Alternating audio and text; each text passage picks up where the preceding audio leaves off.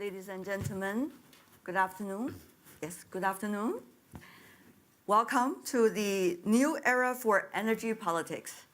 My name is Tian Wei. I'm a moderator and host of CGT and China Global Television Network, but I'm not the main characters here. They are here. The reason we are talking about a new era is because we know there are dramatic changes that is going on right now.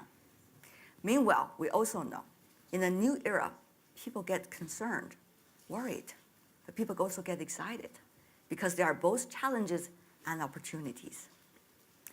So what we have is a group of wise men and women, shall I say, coming from different areas of energy. And they're here to help us understand what exactly is going on and what is going to be our new map and our new solutions. So without further ado, let me introduce the five of them. From there, we have Dr. Fatih Birol, who is the Executive Director of the International Energy Agency. Welcome. Thank you. Over there, we have Mr. Ian Khan, who is the Group Chief Executive of Centrica from the United Kingdom. Welcome as well. On my right hand, Mr. Gao Jifan, coming from China, Chairman and Chief Executive Officer of Trina Solar from China. On my left side, immediate, His Excellency Dr. Mohammed Saleh Al Sada, who is the Minister of Energy and Industry from Qatar. Welcome. Last, but certainly not least, co-chair of the World Economic Forum for the year 2018, and also a wonderful businesswoman, Ms. Isabelle Kosher, who is the Chief Executive Officer of ENGIE, coming originally from France. Okay, we got five of them. I don't need to talk a lot. So let's start with a very general question, but really insightful question as well. What exactly is going on? What do you think is the most profound changes that is happening right now? Shall I go to you, Mr. Birol? As you wish. So, should I start? Yeah? Okay. Brief, concise, and precise. Set a great example for the other panelists. Both concise and precise at the same time. Okay. There we go. Very good. So, okay, when we look at the energy markets, we see, of course, I'm sure we all agree, there are a lot of changes. But I believe four of them are extremely important, and they have the transformational character, which we may call upheavals of our energy industry. And they are coming big, and they are coming very quick. What are those four upheavals? Number one, United States set to become the undisputed leader of oil and gas for many years.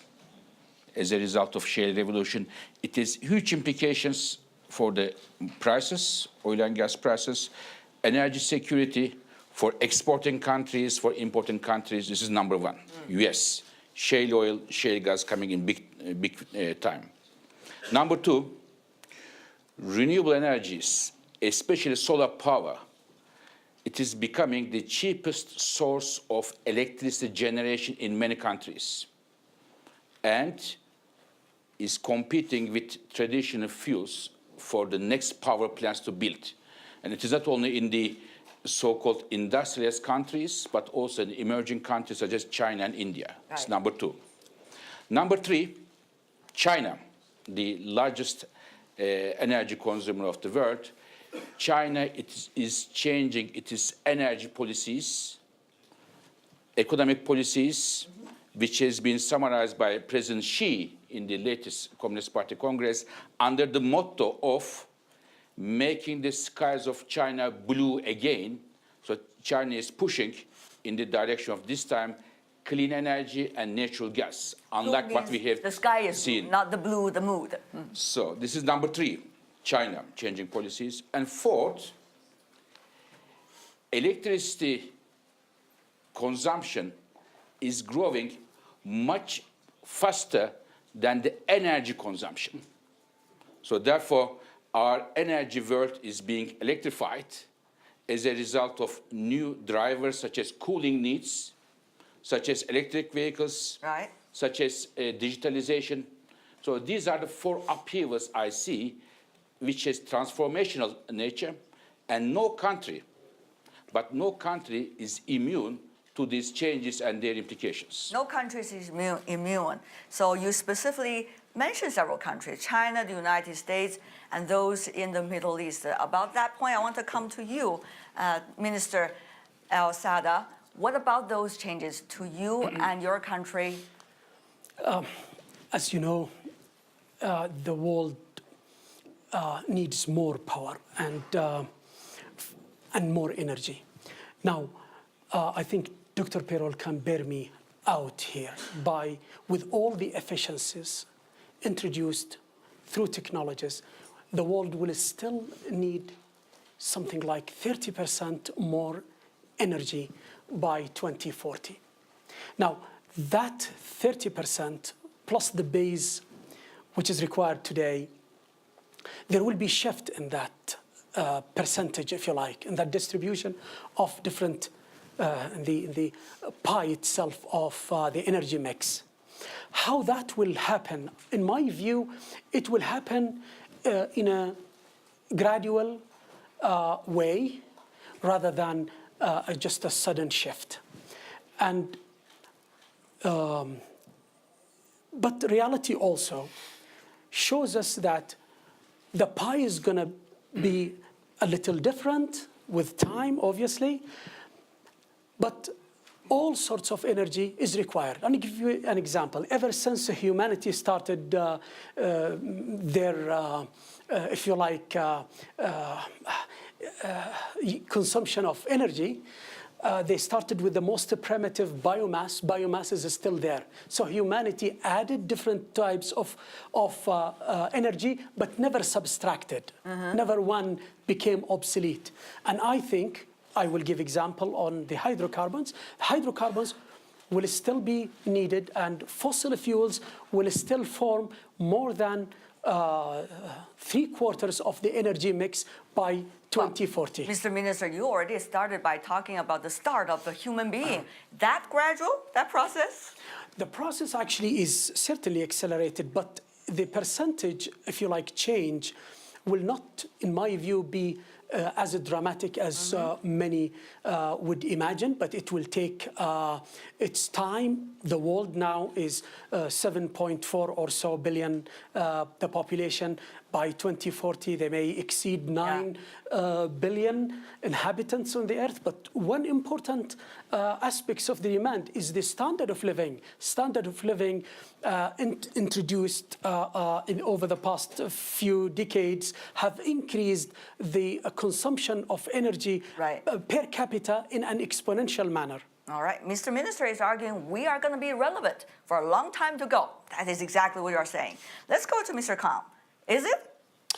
Well, look, first of all, we are in a major transition. Energy, we spend $7 trillion a year on energy. It's 10% of global GDP. And there have been major shifts before, from wood to coal, from coal to oil and gas. Now we're in another one, towards zero carbon and renewables. And we're trying to do it in 50 years. Very challenging. Second point, there are some really clear trends emerging, in my view. When you say we, meaning? We, the world. If you look at all of the commentary, we're trying to make major change by 2040, 2050. There are some clear trends that have been driven by the goal of mitigating climate change. The first one is that the energy system is becoming more distributed. The second one is customers, as a result, are becoming more powerful. And thirdly, the whole thing is being accelerated by digitization. Now, what does this mean? I think our topic today is the politics. Customers are becoming more powerful. Suppliers close to the customer are making more money out of new products and services. The power of producers will gradually have to share influence with the customer. And there are signs, which we can come back to, that this change is accelerating, and new technologies are emerging which are going to make the system very different, like blockchain, and governments and regulators are struggling to keep up. So what do I conclude? The shift to a lower carbon world and a more distributed energy system is unstoppable, and the politics of energy are very much on the move.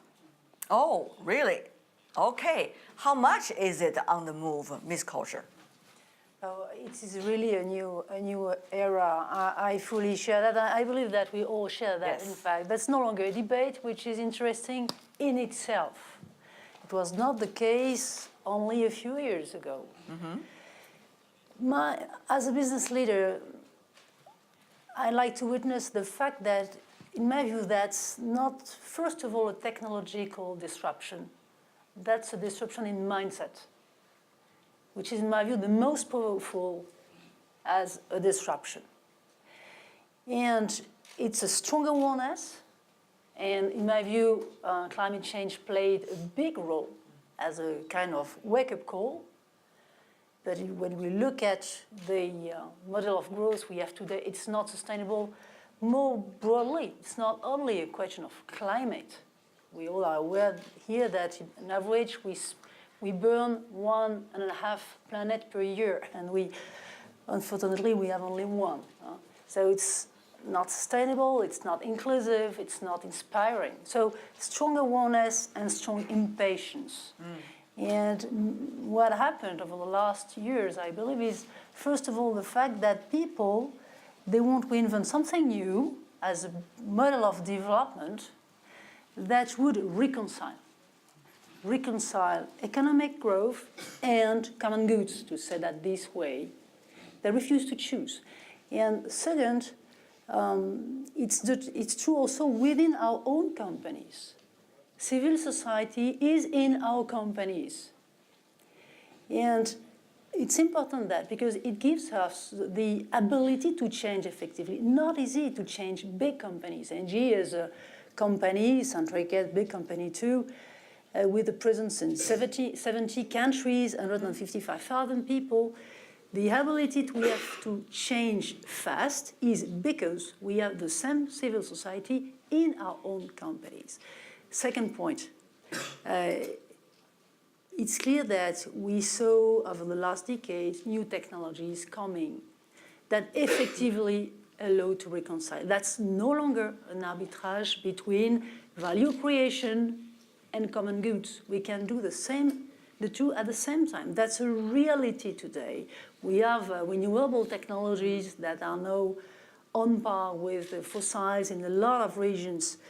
And that's a reality today. So my view is even that as a company, when we decide to become a purpose-driven company, we get a premium.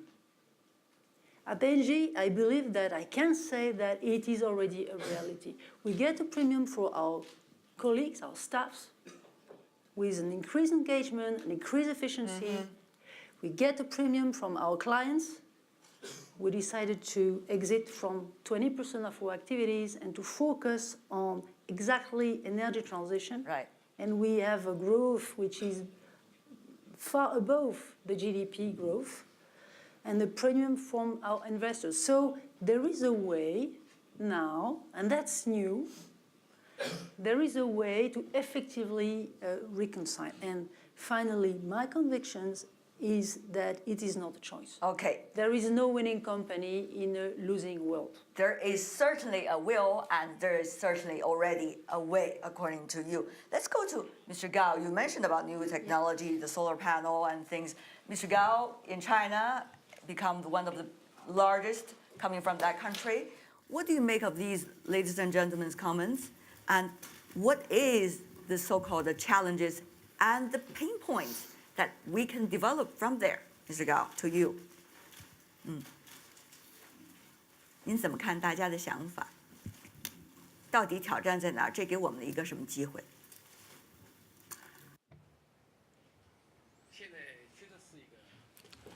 Today, it is indeed a new era.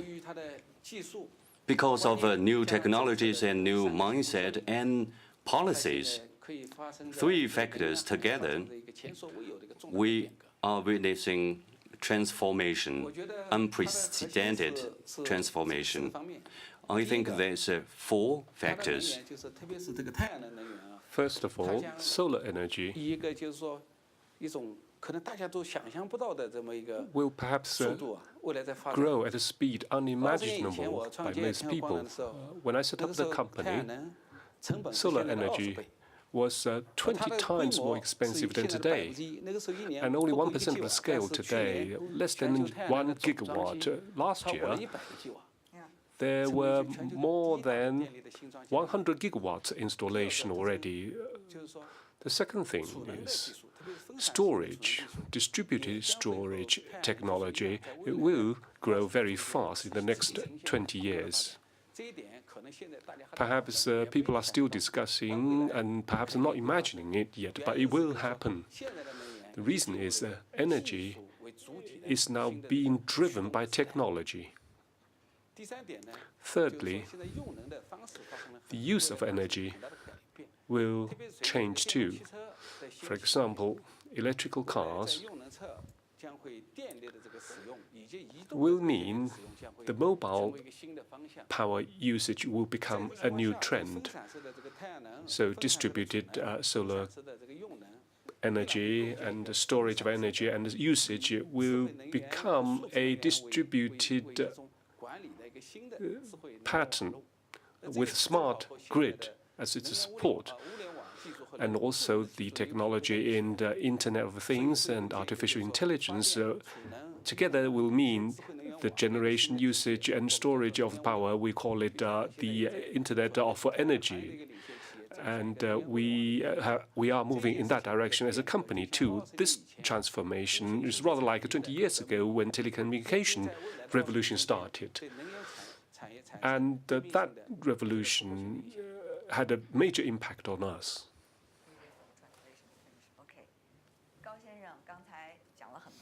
Mr. Gao mentioned a lot of different directions, and they are different directions. The question is, which direction should we drag on? What is the where direction that we should develop to?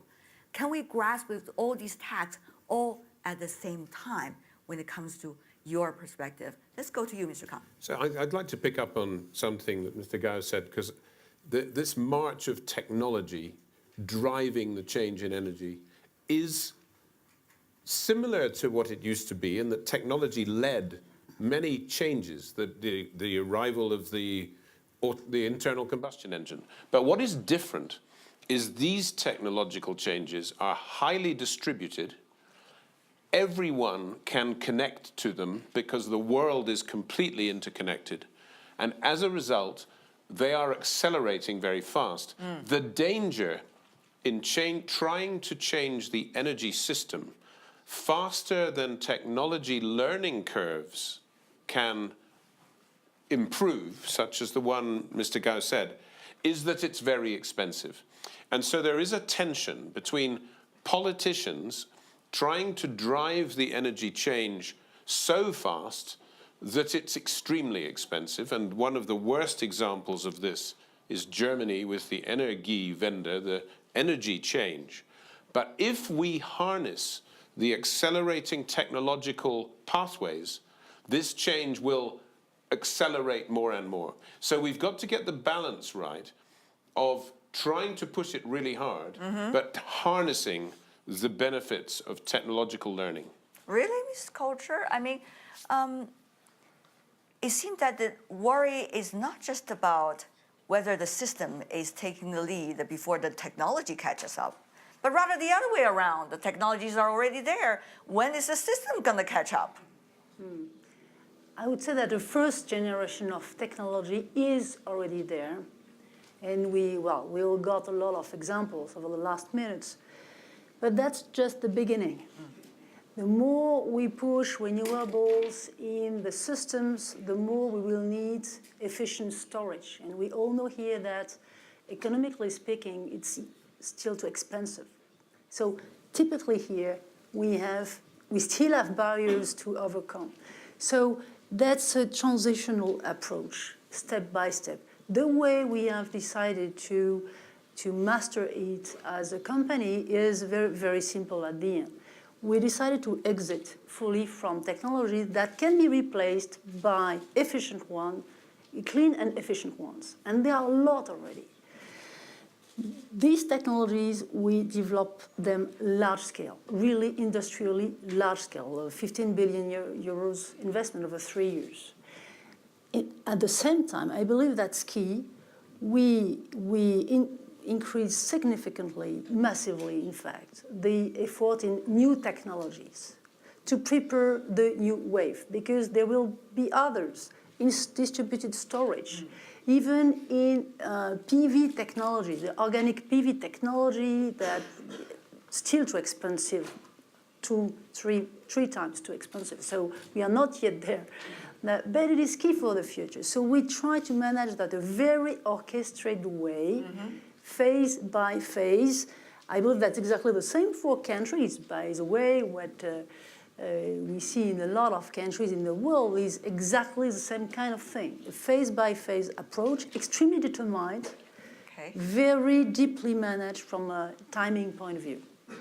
Who is leading the way? Who is lagging behind?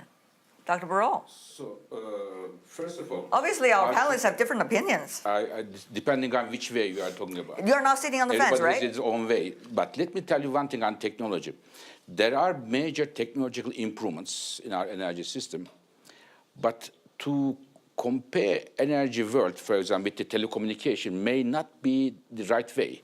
Because in energy, the infrastructure, when you build a power plant, it is a lifetime of 30, 40 years. So it is a much slower changes are there. Let me give you one example. I don't know if anybody remembers, there was a former Norwegian Prime Minister, Brundtland.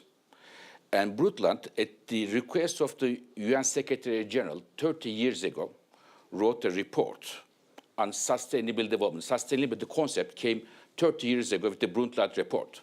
The main idea was there to decrease the share of fossil fuels in our energy system and give a push to renewable energies and the others. 30 years ago, when this move started, share of fossil fuels in the global energy was 81%, 81. And many things happened. As colleagues said, technology improved, the renewables, we made major achievements. We have seen also efficiency improve substantially, and the prices changed, government support, Germany, other countries. And now, after 30 years, that 81% fossil fuel share today, 2017, after 30 years, is today the share of fossil fuels in the energy mix is 81% still, no change. So what I'm saying is some facts are stubborn in the absence of government policies and regulations. So we cannot leave everything to the technological improvement by themselves.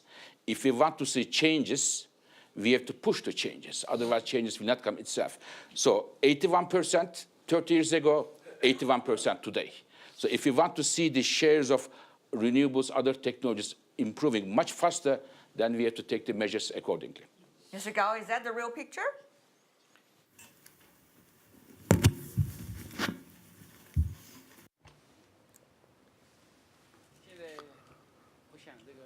I think one thing to do, obviously, is to look back. Dr. Birol has done that, but a renewable energy technology perhaps is not increasing the proportion. But there are several things special. First of all, climate change requires lower carbon emission and a new technology, like at the climate conference in Paris, over 190 countries signed up to it, and also new technology in Latin America, in Middle East, in India. Solar energy is close to coal-fired power. In the next 3 to 5 years, perhaps the rest of the world will see that parity, or even solar energy being cheaper than coal-fired energy. So that's special today. And also the development of systems. In the past, it was the supply-dominated industry. Now, distribution has led to more participants, so there will be more of a user-led energy industry. So these three things added together means it's a new era, different from the last 30 years. It will definitely drive new changes. Not necessarily going to testify about the future. That's the argument. So next 30 years may be different than today, but this will critically depend on what government policies are there. Yeah. The technological improvement is there. It is happening in an incremental way. But if we want to see major technological breakthroughs, in the absence of the government policies, this will not happen. We have a government official sitting here, the minister. Minister, your thought? Well, I will speak about the connectivity mentioned by my colleagues, Mr. Khan. The world is getting more connected, and that connectivity has a profound effect even on the energy politics. If we look at energy politics, it's shift from producers to consumers, or geographical shift, US, shale oil and gas, China, etc. I think it's more complex than that, because they are not the only players. Players now is the major companies where the investment goes, the regulations mentioned by Dr. Perol. There are so many interconnected factors that politics is not going to be as simple as one would expect, geographic or supplier and consumers.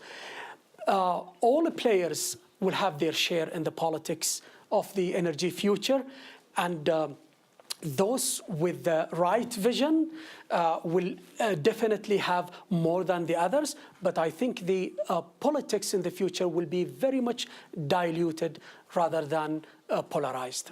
We've already seen a trend of decentralized power in a way when it comes to government's control of energy or government's approach to energy and different players coming onto the scene. Ms. Culture, how do you see that trend? Is it going to bring us more innovation and technology as fast as we can, or rather the other way around? It's like when you talk about the issue of artificial intelligence, people now not only talk about the technological part of it, but also the ethic part of it and the social impact of it. So very similar comparison we got over there.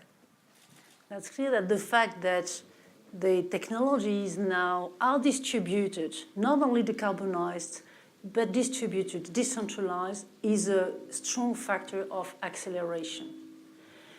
Really, because it means that in the past, so the answer was, well, the players were directly the states. Now the players are the companies, yes, the industry players, and individuals. So the consumers, they become prosumers, producing themselves part of the energy they consume and taking a much more active role.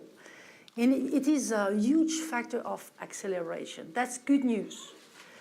Nevertheless, politics is needed. I mean, even if we accelerate, it is visible in the figures. You can see that every day, things coming more and more rapidly, but not enough.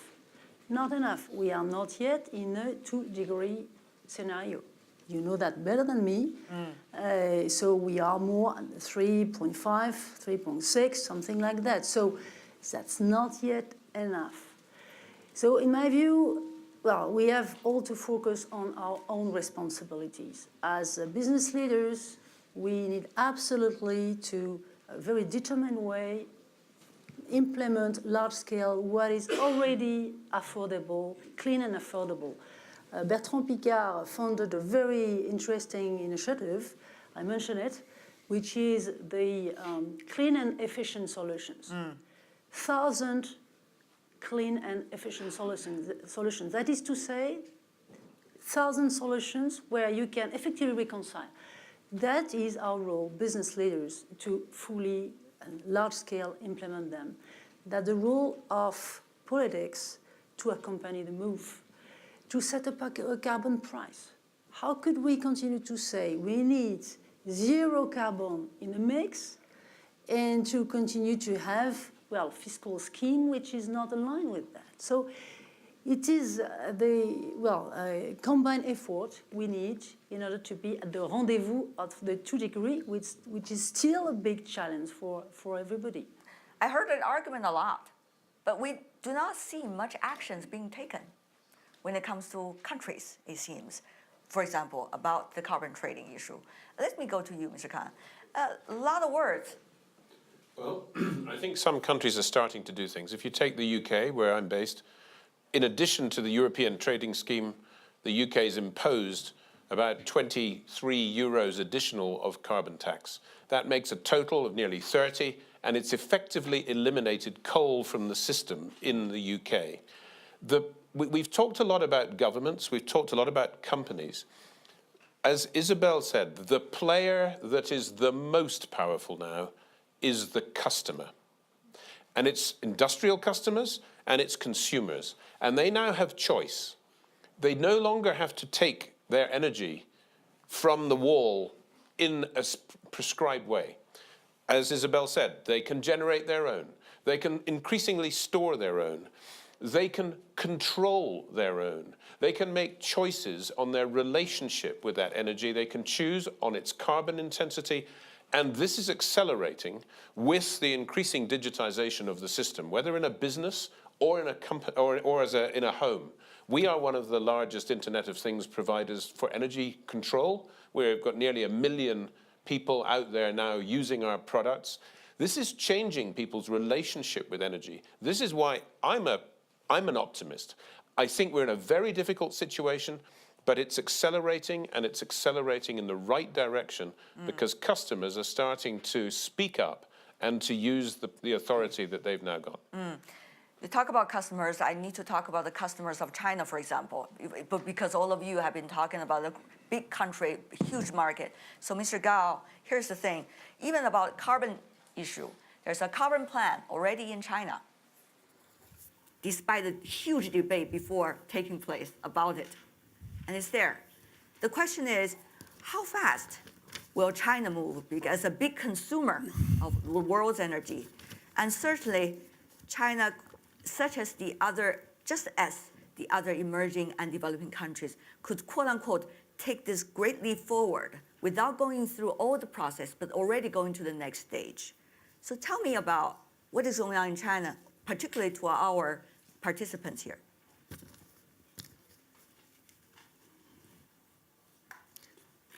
I'm not saying China exceptional. I'm just using it as an example.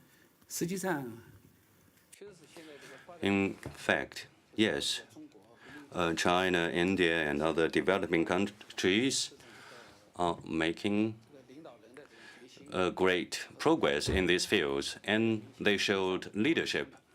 This morning, Premier Modi clearly said that in India, there is a clear plan to developing renewable energy. In China, last year, solar capacity already more than 130 gigawatts.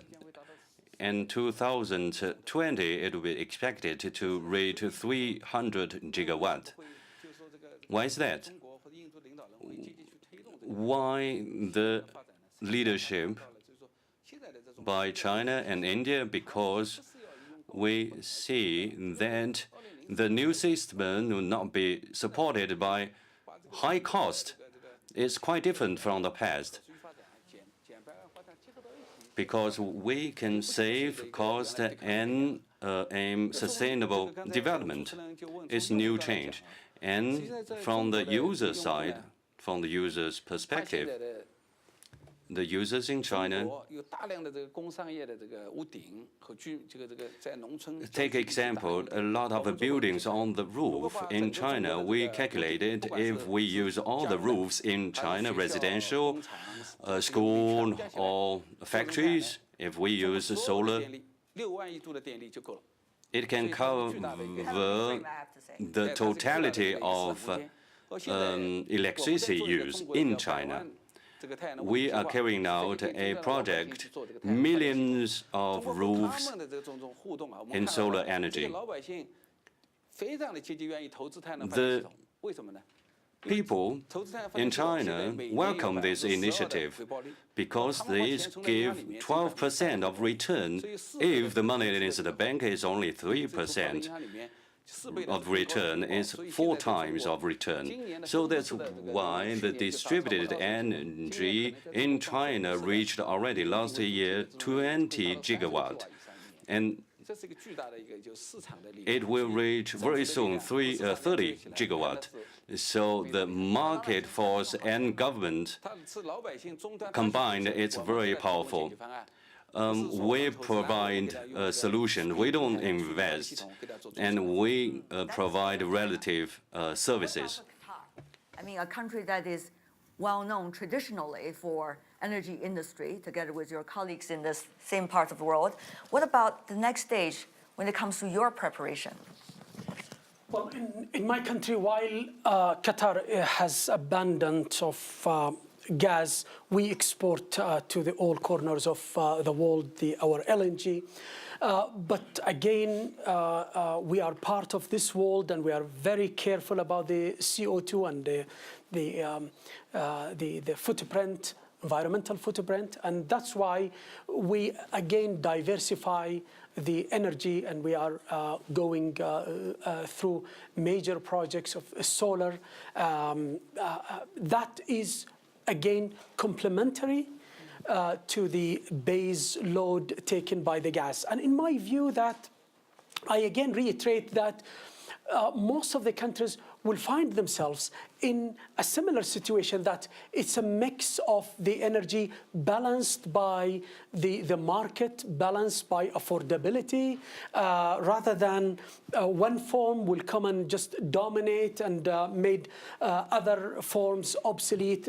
For example, even with the best this spread of renewables, you will still need other forms of sources of energy like gas to complement. You know, most of the renewables are intermittent, day and night, wind is there or not. Gas is needed actually to complement the other renewable type. Another thing, of course, I have to ask you, because you are from the region, the Greater Middle East is changing dramatically right now. The politics, the relationship between the countries, and also the new players coming into the fossil field, such as Russia and some of the others. So what would all of this mean for the great geopolitical changes that is already going on in your parts of the world? Briefly to share with us. And then I'm sure there will be smarter questions coming from the audience. Well, we think that having the natural resource is while it is a bless, but it is a responsibility, because we are a member of this bigger community of the world, and we would like to play a positive role. That sounds so diplomatic, I have to say, Mr. Minister. This is reality, and if you see how we acted, we invested actually while the downturn of oil and gas price were very harsh on us. It's in the 80s, 90s, and lately we continue to invest because we know that this strategic commodity is needed by the world, and we take responsibility for that. We continued to invest, and if you look at the map of investment, you will see the Middle East, especially the Gulf, continued investing while the price of oil and gas were down. All right, Mr. Minister is saying we originally, until now, always believe in a shared future. It seems that what you're saying. Yes. Let's go to Dr. Birol before we open it up to the floor. Now, I would like to make 2 points, one on China, one on Middle East. On China, I mentioned in the beginning that China is changing, so will the markets. I want to give 2 examples on 2 fields we didn't talk much. One is natural gas and coal. China put a cap on coal because of, again, the blue skies and the health issues, and started to import LNG. As a result of that, because China is a big country, the LNG prices in Asia Pacific in very few months of time went from $6 to $11, almost double. It is a China effect. Again, let's to understand the impacts of new China energy policies for everybody, number one. Number two, another technology that we didn't talk, many of us like, some of us don't like, is nuclear power. Today, China is building almost half of the nuclear power plants in the world, And as a result of that, Chinese bring the cost of nuclear power down, and I wouldn't be surprised if China soon emerges as a nuclear technology exporter because it is cheaper than compared to established nuclear technology exporters. This is on China. On Middle East and other resource holders. Mr. Minister is completely right. They are serving the world, providing gas, oil, and the others. But I see a challenge for those countries coming, which is the following. Shale gas coming from United States, shale oil coming from United States, and the renewables are coming. Therefore, those countries, not in the short and medium term, but in the longer term, there is a need to diversify their economic base, broaden their economic base in order to reduce the vulnerabilities of the economy to the changes in the international energy prices. It is already happening, but at a speed satisfactory to you? I think some countries are doing faster than the others. It's a diplomatic answer. What about, I figured that out. What about Qatar? Well, in Qatar, we think that diversification is a must. The journey started, but it is a journey. It will take time, but we are adamant about diversifying our economy. Our service sectors has great potential, construction, etc., etc. But I fully agree with my colleagues that we need to diversify further. But what is good is that we started the journey, and we can see that the percentage. Give you an example. Of only 5 years ago, 60% of the GDP was for the hydrocarbons, and 40% for the rest. Today, it is vice versa. Yeah. In fact, last year it was 70% the other sectors and only 30% the hydrocarbons. So the journey started, and we are continuing. Ms. Kosher, very briefly, you want to comment? Yeah, there is a big absent, I believe, in our conversation, which is energy savings. Because the best energy is the one you have no longer to consume. And the new fact is that these new technologies, these distributed technologies, they open the opportunity, which is really new to fully rethink the way we not only produce but consume energy. And our experience, because in our group it is our biggest métier, is that when we start screening energy consumption, setting new technologies, digital, algorithm, sensors, artificial intelligence, etc., you can save 40–50% of your consumption. So it is really a major point in the global equation. And I say that because to me it means that we have to rethink not only the technologies but the business models. As a group, we started to invest in negawatts. No longer only the megawatt, but the negawatt. The energy you no longer consume. So we have to think at a new layer of investment, infrastructure investment, to rebuild heating systems, cooling systems, lighting systems, everything to set up massively this digitalized, distributed technology, because it is really, to me, that the best answer is this one. And it is a win-win.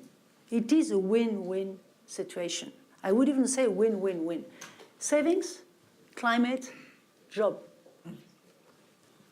Can I just Win-win-win. I just want to add You have one more to win? a proof point. This journey that Isabel's talking about, which is absolutely crucial. Customers, society wants to use less energy per unit GDP. And just one fact, in 1980, it took 0.56 tons of oil equivalent to generate $1,000 of GDP. In 2016, it was 0.17. We have reduced the energy intensity per unit GDP by 2/3 over the last 36 years. We're still not on the right track, but we're a lot better than we were in 1980. All right, some may agree with you, some may not. We are getting a very smart crowd with us today. People who are coming to the World Economic Forum, they are always very smart. So let's go to them. They have much more intelligent questions than mine earlier, and I'm sure they know whom to address those questions to. Let's have our audience to raise your hand, and our colleague will bring the microphone to you. Anyone? Be supportive. Anyone over there? Okay, over there, this gentleman. Thank you.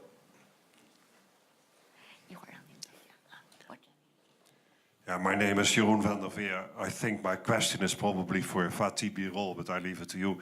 My concern is, which is not yet mentioned, that if you don't have a shared vision, and this question about politics, that we basically will underinvest our energy system. And that means that if you think that through, you get high cyclicality, especially at the gas. So coal may be out, but nobody will invest in a coal mine. But for oil and gas prices, we are now used for some years of relative lower oil prices.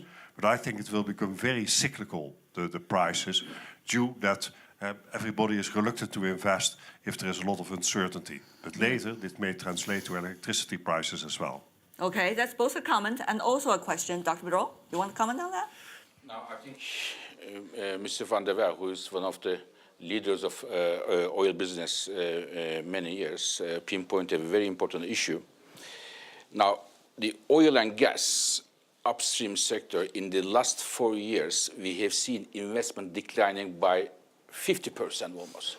It is unprecedented. We have never seen in the history of oil, if there was 1 year a decline, the next year there was a rebound. And this is a significant issue because the demand is growing in a healthy way, 1.3, 1.4 million barrels per day. And some of the fields we have today, which are producing oil, are in a decline. The oil fields are like human beings. When they are young, they produce a lot, and after they come a peak and they decline. So how are we going to meet the demand in oil demand in the next few years if we are not investing today, which may be a big challenge for the oil industry, and this is an important point, very important point to highlight. Chicken and egg thing, I think, but very important one. Any other questions or comments? Feel free. Well, I guess some comments from here. I actually just want to pick up on Jeroen's point. This is so crucial that we don't have a stop-start process. And you said yourself earlier, governments and regulators are struggling to keep up with all this change. One of the things we can do is build on the learnings from the last 20 years. And even if I may plug it, the World Economic Forum System Initiative on the future of energy that Fatih and I are chairing together is trying, with lots of work that Jeroen and others have done, to make a coherent sense of all this. So governments don't need to keep learning for themselves. They can start to learn from others. This is going to be crucial if we avoid turning from left to right and start to move towards a common path. The pendulum is too much a waste of time, yeah. What about you, Mr. Gao? You earlier want to comment about this?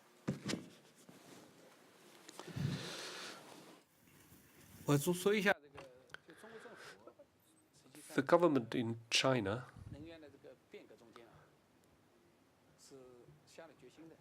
has been very determined in the change. In the past, we know China used to rely on coal exclusively, well, predominantly.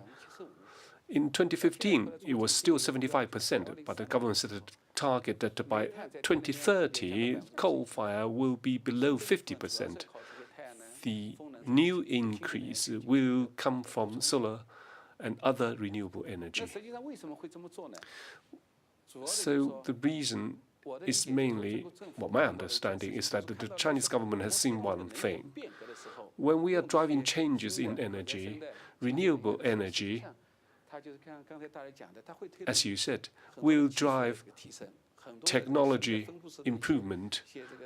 Much of this distributed energy is, in fact, driving the upgrading of the industries in China. So China will probably be a leader in the energy change, but also in other industries, driving our energy change forward and together with other countries towards a new future.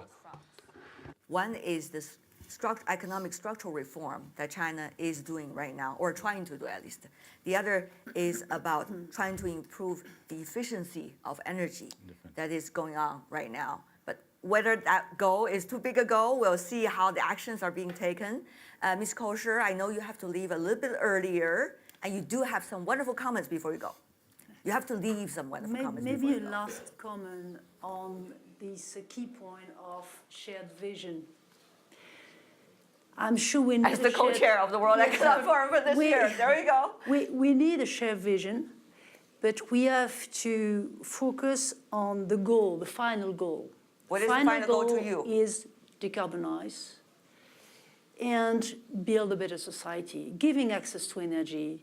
You all know that there are 1.3 billion people having no access to energy. You all know that without energy, you have just nothing, no education, no development, no human development. That's a purpose, that's a shared vision. Now, I'm not sure we can fix the technological solutions. Just on one example, Fatih mentioned the fact that we effectively see today, which is that, well, probably the easiest way to clean energy is to go through power, because power, we know how to clean it. Wind, solar. But never forget that it's only 1/3 of the energy consumption. So to clean the rest, what is the best solution? Nobody knows. Either we move everything to power, but we will meet difficulties, or we find other alternatives. And so maybe you heard about hydrogen. Hydrogen is probably an option. Nobody knows what is the best today. So I believe that our role together is to have the clear purpose in mind and to try, in parallel, several solutions to implement large-scale what is already efficient, affordable, economically speaking, and for the rest, to put a lot of options on the table, to push them in parallel, and when ready, to make decisions. But not too early, because if you do that too early, you are no longer agile. In a context where everything is moving so fast, we would have bet that the solar technologies, well, would experience such a decrease in price, in terms of cost. It was absolutely impossible to predict. Though, my point is just to say we have to mix two things at the same time: vision, but agility. So that's what makes this topic fascinating, in my view, because we have really to do the two at the same time. Right, vision and agility. Yeah. There we go. Thank you so much for sharing with us. Thank you very much, and sorry for leaving now. Yes, you got some keywords over there. Let's go to others for the keywords as well before we wrap it up. Yeah. Mr. Minister. Shall we consider energy as a purely commercial commodity or strategic commodity? What is your choice? I think it is a strategic. It has commerciality in it by nature, that's fine, but we should, regardless of which sector of energy we're talking about, we should look at energy as a strategic commodity. Human being needs it, and they need all form of energy. Population is increasing. We have responsibility to avail energy in an affordable manner. Boom and bust can cause shocks, which will manifest itself down the road 5-10 years from any shock happening. That's not very healthy to any kind of energy. Example, with what is mentioned by Dr. Perol, 50% drop in 2 consecutive years, first time it happened. Now, that has a lot of ramification. It may manifest itself down the road. If we look at it responsibly, we should make absolutely sure that such shocks, boom and bust, don't happen violently, impacting the energy industry in a negative way. The least discovery happened in the conventional oil was last year. Their discovery to replacement ratio is what, 11? That didn't happen in the last 80 years. That can have an effect down the road. We need to have healthy industry. All sectors of energy must enjoy healthy situations so that they can sustain itself, avail energy wherever it is needed. Sustainability and coexistence, that's what you're talking about. Let's go to you, Mr. Gao. Some keywords? 有些关键词吗？总结一下你的想法。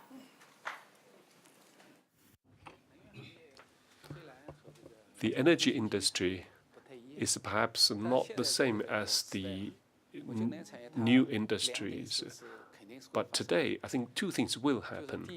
One is the participation of users. Going forward, end users will become a very important force in the industry. This is different from the past. Secondly, digitization, smart energy, digital technology will be capable of linking up billions of dollars worth of equipment to achieve smart management so that energy production of service will be connected. This is something we will see. There are a lot of changes going on. Some are extremely fundamental. Let's leave to the two co-chairs to say a few words, maybe some keywords for our audience to take away. Mr. Kang. Look, I am an optimist. Despite the challenges, I actually think to what Jeroen van der Veer was saying, there are real pathways that are now understood. If I take heat and power, the first thing we've got to do is energy efficiency. The second thing we've got to do is natural gas, which needs to displace coal. The third thing, where it is politically acceptable, is to use nuclear. And the fourth thing is to gradually move to renewables as they become cost efficient and as the grid is decarbonized. Now, on transport, there's a similar pathway that we've learned a lot about over the last 25 years, which is, again, energy efficiency first, hybridization of the internal combustion engine, then progressively moving to electric vehicles as the grid is decarbonized and as the technology develops. And all of this is supported by more and more distributed energy systems, ultimately leading to solar and batteries being at the heart of this future state. I'm an optimist about the end game. The challenge is getting everybody walking down that path, but we're a lot further along it than we were 20 years ago. Okay. Mr. Barol, you're the same? No. A partly cloudy optimist? He's an optimist and I am a pessimist. I should start from there. So this is the... It's a balance of power, right? Exactly. So I'm just, let's say, cautiously optimistic, to make it more diplomatic again. Yes. Now, shared vision is a very good catchy word, a keyword. But let's remember the overall title of this web, Fractured World. How can we have a shared vision in a fractured world? We put in a more global context. The only, I believe, the shared vision-like goal we have is the Paris Agreement. And here, I believe every country will have its own way to reach their targets. And we mentioned I think Mr. Gao mentioned what's happening in China. I highlighted the solar. India is also going in the same direction. But why those countries are pushing renewable energies are not necessarily primarily driven by climate change. It is driven by the local pollution in the cities. This is the main driver. We have to be, so if you want to have a shared vision, we have to get the concerns of all the countries together and try to put it together. Because some countries have other concerns, such as energy security, such as affordability of energy. So in my view, to put a shared vision for the world is not very easy. But if we want to go in that direction, we try to have empathy with all the countries and build a shared vision on the basis of that. To solve all the root problems, that would bring us the shared future. All right, I guess we have coming back to the very theme of the World Economic Forum this year. It's a great success and discussion. Thank you so much, Dr. Perot, Mr. Kang, Mr. Gao, and Minister Al-Sada. Really appreciate it. Thank you so much, gentlemen.